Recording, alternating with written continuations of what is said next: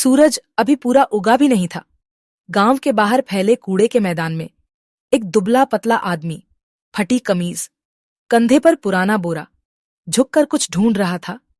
उसका नाम था सलीम, वही जिसे गांव वाले निकम्मा कहकर बुलाते थे। बच्चे हंसते थे, देखो कबाड़ी वाला आ गया। लेकिन सलीम कुछ नहीं कहता, बस चुपचाप वहां से चला जाता। घर में ना चूल्हा था, ना कोई बात करने वाला। पत्नी सालों पहले बच्चों को लेकर मायके चली गई थी और तब से उस झोपड़ी में सिर्फ खामोशी रहती थी। और सलीम, उस दिन भी उसने कूड़े के ढेर में एक नया कोना चुना। छड़ी से मिट्टी उलटते हुए अचानक उसकी नजर एक अजीब चीज पर पड़ी। एक बोरा, बिल्कुल साफ, ना कीचड़ ना दाग, ऊपर मोटी रस्सी की गांठें कसकर बंधी हुई। सलीम बुदबुदाया, किसने फेंका होगा ये? उसने बोरे को खींच कर देखा। वजन कुछ अजीब था, जैसे अंदर कुछ ठोस हो। उसने सोचा शायद कपड़े होंगे। चारों तरफ नजर दौड़ाई, कोई देख तो नहीं रहा। फिर उसने बोरे को धीरे धीरे किनारे खिसकाया, जहां धुएं की धुंध उसे छिपा सके। उसने कांपते हाथों से रस्सी खोली।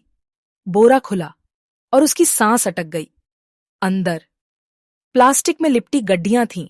उसने एक गड्डी खोली और उसकी आंखें चौंधियां गईं। 500 के नए नए नोटों के बंडल। वह घुटनों के बल बैठ गया, हाथों से नोटों को छूकर देखा। क्या ये सच है? उसके हाथ कांपने लगे। उसने फिर चारों ओर देखा, कहीं कोई देख तो नहीं रहा। कुछ पल बाद उसने गहरी सांस ली और फैसला कर लिया। बोरे को फिर से बांधा, पीठ पर लादा और झोपड़ी की ओर चल पड़ा। रास्ते में हर आवाज उसे शक जैसी लगी। कुत्ते का भौंकना, किसी का धीरे से बात करना। घर पहुंचते ही उसने दरवाजा अंदर से बंद कर लिया, बोरे को कोने में रखा और चटाई से ढक दिया। उसका दिल जोर जोर से धड़क रहा था, जैसे सीने से बाहर आ जाएगा। बार बार दरवाजे से झांकता, कहीं कोई पीछे तो नहीं आया।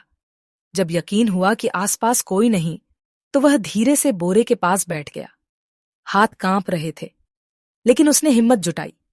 रस्सी फिर से खोली और जैसे ही बोरा खुला, चमक ने उसकी आंखें फिर चौंधिया दी। नोटों की गड्डियां, एक से एक ताजा। सलीम ने एक गड्डी निकाली और गिनना शुरू किया। गिनते गिनते उसके होंठ सूख गए। सिर्फ एक गड्डी में 1 लाख रुपए। उसने अंदाजा लगाया, कम से कम 30-40 करोड़ तो होंगे। यह सोचते ही उसका दिमाग सुन्न पड़ गया। इतना पैसा कोई आम आदमी नहीं छोड़ सकता। उसके भीतर डर की लहर दौड़ गई। कहीं ये किसी बड़े आदमी का तो नहीं, किसी नेता का या किसी खतरनाक गुंडे का? अगर उन्होंने ढूंढना शुरू किया तो?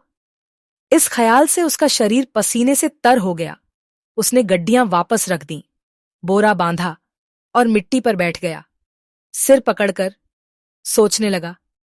एक तरफ खुशी थी, सालों की गरीबी खत्म हो सकती थी। इलाज, नया घर, इज्जत की जिंदगी, सब मिल सकता था।